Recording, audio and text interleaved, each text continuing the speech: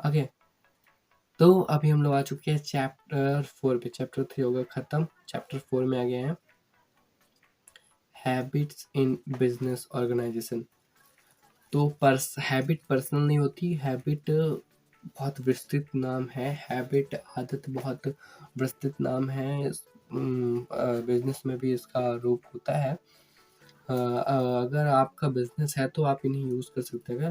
अगर आप अपने एम्प्लॉय की अच्छी हैबिट डाल सकते हैं, अच्छा आप अपनी तो बदल सकते हैं, साथ ही साथ दूसरों की, अपने एम्प्लॉयज़ की भी अच्छी हैबिट डाल सकते हैं। ओके, इसके लिए ऑर्गेनाइजेशन के हैबिट्स का सजेशन दिया गया है। जैसे अपने एम्प्लॉयज़ में टाइम से आने की हैबिट कैसे डालें, ओके क्यों सोचने। इसके लिए हमें सबसे पहले क्या था, सब 3 रूल थे ना, 1 मिनट, ये 3 है, ओके ये 3 है।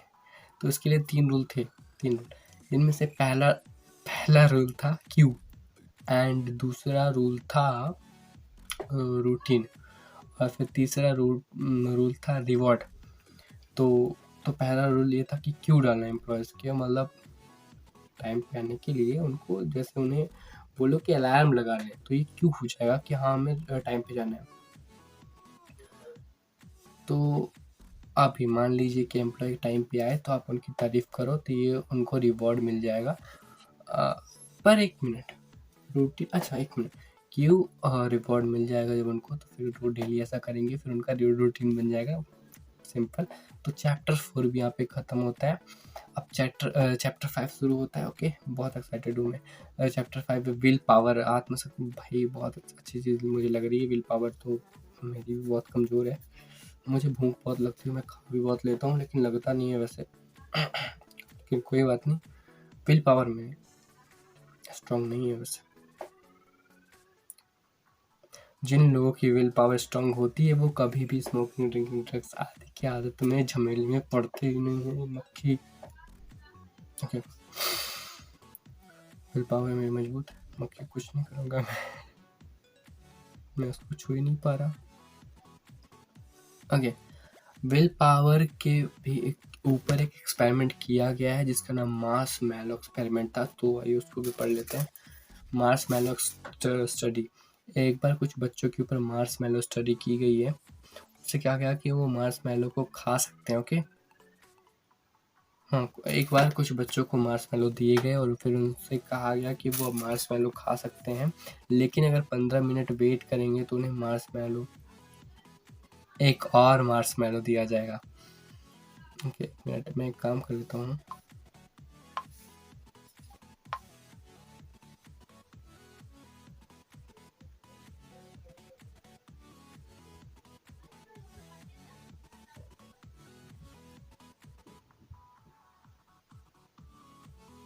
ओके, तो फिर मैं बाद में वो काम कर लूँगा। हाँ, तो मार्शमैलो एक और मिल जाएगा। तो कुछ बच्चों ने 15 मिनट पहले ही मार्शमैलो खा लिया, और जिन्होंने वेट किया था उन्हें दूसरा मार्शमैलो मिल गया। आगे चलकर देखा गया कि जिन बच्चों ने दूसरे मार्शमैलो के लिए वेट किया था उनके एग्ज़ाम स्कोर ज़्यादा थे। अच्छा, इसका मार्शमैलो का इम्पैक्ट उनके एग्ज़ाम के स्कोर में भी पड़ा। ओके, मैं भी वेट करूँगा मार्शमैलो, और मैं भोजन नहीं करूँगा, 4 दिन वेट करूँगा। हाँ, तो साइड में रखते हैं वो मजाक की बात, मजाक की बात। ओके, तो ये था कि विल पावर उनकी स्ट्रॉन्ग थी, इसलिए वो 15 मिनट रुके और एक और मार्शमैलो उन्हें मिला और उनका मार्क्स ज़्यादा आया। तो क्योंकि उन बच्चों की विल पावर स्ट्रॉन्ग थी, इसलिए वो मार्शमैलो के लिए टेम्पर्ड नहीं हुए, मतलब नहीं हुए थे। उन्होंने मार्शमैलो के लिए वेट किया। इन बच्चों की दूरदृष्टा थी कि हम दो खा लेंगे, तभी यह 2 मार्शमैलो का फ़ायदा उठा सके। दोस्तों,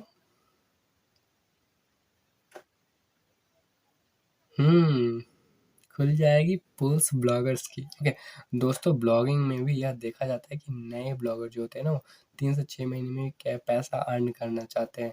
अगर पैसा ना मिले तो फ्रस्ट्रेट होकर ब्लॉग ही छोड़ देते हैं। मेरी बात कर रही क्या ये? ओके, जबकि उनकी विल पावर स्ट्रांग हो तो उन्हें रिवॉर्ड भी मिल सकता है, पर उनकी विल पावर भी स्ट्रांग नहीं होती। शॉर्ट टर्म रिवॉर्ड के चक्कर में पड़ के वो लॉन्ग टर्म की ना सोच के ब्लॉग छोड़ देते हैं, सफलता उनके हाथ से चली जाती है। अच्छा, एक मिनट, यहाँ पे स्टारबक टेक्निक लेट्टे भी आया है। दोस्तों स्टारबक की फेमस कॉफ़ी हम लोग जानते हैं, उसमें एक रानी है सब बाल की बनी रहती है। उसको मैगी मैंने पिया एक ही बार है, लेकिन चाय और कॉफ़ी में पीता नहीं हूँ एक्चुअली। स्टारबक्स एक फेमस कॉफ़ी है। आप जानते ही होंगे कि एम्प्लॉयज़ को मुश्किल कस्टमर या स्ट्रेसफुल सिचुएशन को हैंडल करने की टेक्निक सिखाई जाती है। मैं पहली बार सुन रहा हूँ यार स्टारबक्स के बारे में। अच्छा, उन्हें इसकी ट्रेनिंग दी जाती है ताकि उन्हें इसकी आदत बन जाए। टेक्निक का नाम है लत्ते, LATTE। इसको आप क्या पढ़ेंगे, लट्टे? मैं तो उसको लत्ते पढ़ रहा हूँ। इसका फुल फॉर्म है listen, acknowledge the problem, take action to solve it, thank them, explain why it happens. Okay, I hope कि आप समझ गए हो कि अगर आपके किसी एम्प्लॉय से गलती हो जाए तो कस्टमर को लत्ते इस्तेमाल करने को हैंडल कर दीजिएगा। सबसे पहले तो लत्ते का फुल फॉर्म मैं आपको बता दिया, लेकिन अब विस्तृत रूप में। सबसे पहले वह कस्टमर की कंप्लेंट सुनेगा, यानी लिसन। फिर वह कबूल करेगा कि उसकी गलती है। किसकी? कस्टमर की नहीं, जो एम्प्लॉय है स्टारबक्स का उसकी गलती है, जिसको बोलेंगे एक्नॉलेज द प्रॉब्लम। ओके, फिर तीसरी बात, और उसके बाद उसको सुधारने के लिए एक्शन लेगा। जैसे कॉफ़ी ठंडी थी तो नया कप गर्म कॉफ़ी लेके आएगा, मतलब उसको सुधारा उसने। किसने? एम्प्लॉय ने। किसकी? स्टारबक्स की।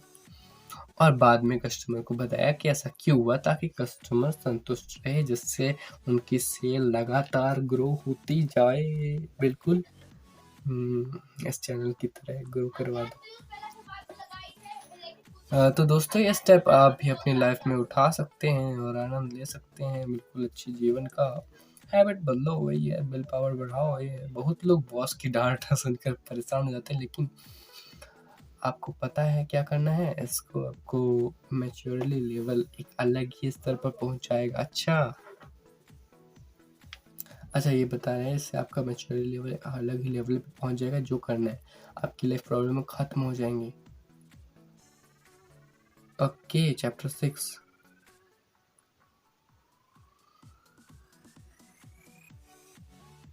ऑर्गेनाइजेशनल हैबिट जो होती है, चैप्टर 6 की है।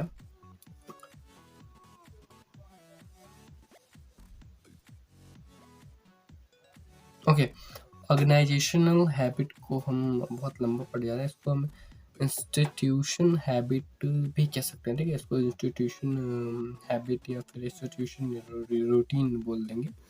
तो उसका मैं मतलब महत्व समझा देता हूँ। किसी भी कंपनी को, एक मिनट, बैटलफील्ड की तरह मान लेते, किसी भी कंपनी को, अभी बात आ गई मुझे गेम की, किसी भी कंपनी को हम बैटलफील्ड की तरह मान लेते हैं। चलो मान लिया किसी भी कंपनी को बैटलफील्ड की तरह, क्योंकि अब बहुत से डिपार्टमेंट होते हैं, फिर उनकी हेड्स होते हैं, और उसके अंडर में काफ़ी सारे एम्प्लॉयज़ काम करते हैं। हर किसी को अपनी प्रेस्टीज और पावर के लिए काम कर रहा होता है। अच्छा, इससे कई बार कॉन्फ्लिक्ट पैदा हो जाते हैं, क्योंकि रूटीन पता नहीं होता है। ओके, अगर पहले सबको कम स्टेप बाय स्टेप निश्चित कर दिया जाए तो कन्फ्यूजन नहीं होगा और हर कोई अपना काम करता रहेगा। लेकिन कई बार कुछ लोग कहते हैं कि ये तो बस डिपार्टमेंट का काम है, मतलब मैं समझा नहीं, लेकिन आप समझ लेना। मैं कंपनी गया नहीं, समझ लेना, मतलब बहुत आसान बात है। ये है कि सबको, जो हेड होता है, जो एम्प्लॉय होते हैं, सबको अपना अपना काम बांटा रहता है, तो सब आसानी से हो जाता है, और कोई अब एक दूसरे पर कंफ्यूजन नहीं रहता, कोई अब एक दूसरे पर की गलती थोपता नहीं है अपनी। हाँ, ठीक है, लेकिन दूसरा कहता है दूसरे का है, मतलब वही गलती उसकी तो सबका काम अलग अलग रहेगा, बटा रहेगा, तो कोई किसी पे उंगली नहीं उठा उठा पाएगा। ओके, हाँ, जिससे सबका काम स्मूथली चलेगा, एम्प्लॉयज भी खुश और बॉस भी खुश।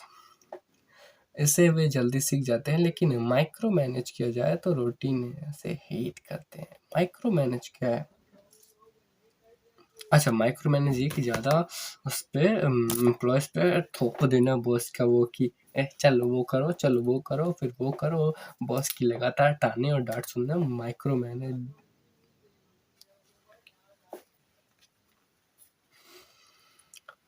जिससे एम्प्लॉय हेट करने लगते हैं बॉस से, कहते हैं सारे तू टांग मत अड़ा, मैं जो कर रहा हूँ करने दे। ऐसा नहीं कहते होंगे लेकिन मन ही मन तो कह सकते हैं यार। ओके, हैबिट्स या रूटीन को ठीक ठीक से फॉलो करेंगे। ओके, अगर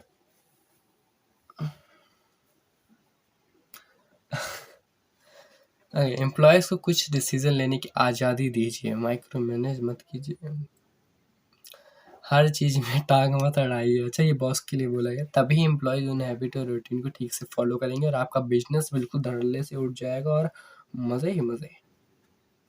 चैप्टर 6 हुआ फिनिश, चैप्टर 7 हुआ स्टार्ट। अब वीडियो बन रही है लंबी, लेकिन ऐसे वीडियो को मैं आधे कट कर दूंगा और फिर पार्ट 2 बना दूंगा आधा आधा। चैप्टर 5 तक पार्ट 1, चैप्टर 7 कंज्यूमर हैबिट। दोस्तों, कंपनीज अपना प्रोडक्ट बेचने के लिए कंज्यूमर बिहेवियर का इस्तेमाल करती हैं। यह पाया गया है कि ग्राहकों के सामान खरीदने की भी आदत होती है। अच्छा, मतलब ग्राहक सामान कैसे खरीदे उनकी आदत होती है। ऐसे मेरी भी एक आदत है, मैं जब भी दुकान जाता हूँ ना, देखो वो मूंगफली वाला एक गुड़ से सना मूंगफली आती है, उसको खाता हूँ मस्त। वो मेरी आदत है। उसी तरह शायद जैसे आप सब्जी लेते हैं तो आपको धनिया फ्री में मिल जाती है, ऐसे धनिया फ्री में लेने की आदत हो गई तो आप हर दुकानदार से ये बोलेंगे, जो सब्जी वाला धनिया नहीं देगा तो आप उसे दोबारा सब्जी नहीं लेंगे, बोलेंगे कि वो वाला तो धनिया दिया था तो क्यों नहीं दिया, बल्कि उससे लेंगे जो धनिया फ्री में दे रहा है। ओके, ऐसे एग्जाम्पल बहुत सारे हैं। कोका कोला या थम्स अप आदि पीने की आदत लग चुकी है, अब आप अपने कितना में बताया जाए, लेकिन न्यूट्रिएंट नहीं। जिन्हें कोका कोला या थम्स अप पीने की आदत है तो वो जितना भी उसके बारे में नुकसान बताया जाए, और जो ये वैसे ड्रिंक होते हैं जो फ़ायदेमंद होते हैं, न्यूट्रिएंट ड्रिंक होते हैं, उनको नहीं पिएगा, भले उनके बारे में कितनी अच्छी बताइए।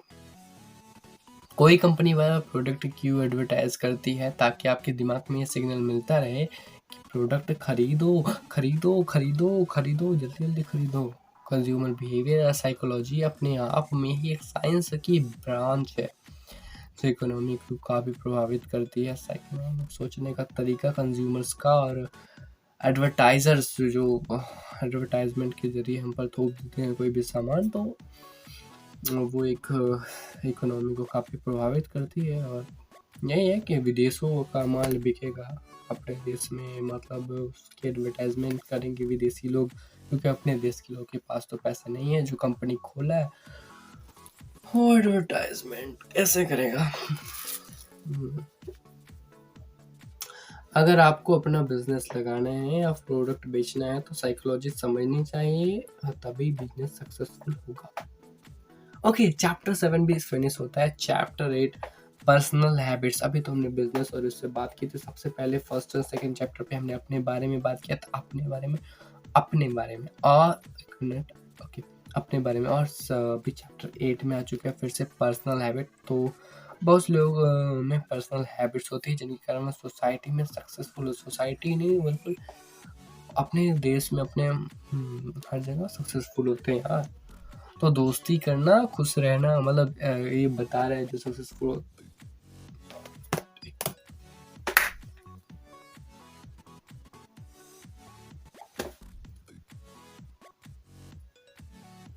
भाई मक्खी 2 बनवाएगा क्या? मक्खी 2 फिल्म। ओके, तो सक्सेसफुल लोग क्या करते हैं कि सोसाइटी में अपने दोस्ती बढ़ाते हैं, खुश रहते हैं, हमेशा दूसरों की हेल्प करते हैं, जल्दी उठ जाते हैं, एक्सरसाइज करते हैं, ब्ला ब्ला ब्ला ब्ला ब्ला। तो दोस्तों, कुछ हैबिट्स तो नेचुरल होती हैं, जैसे कुछ लोगों का स्वभाव होता है एक्सट्रोवर्ट बहुत खुल के बात करना, मेरे बिल्कुल विपरीत। तो कुछ लोग मेरी तरह इंट्रोवर्ट होते हैं। सर, मैं तो इंट्रोवर्ट हूँ, मैं किसी से बात कर पाऊंगा। ओके, खुले दिल। एक मिनट, एक्सट्रोवर्ट मैं आपको अच्छे से समझाता हूँ।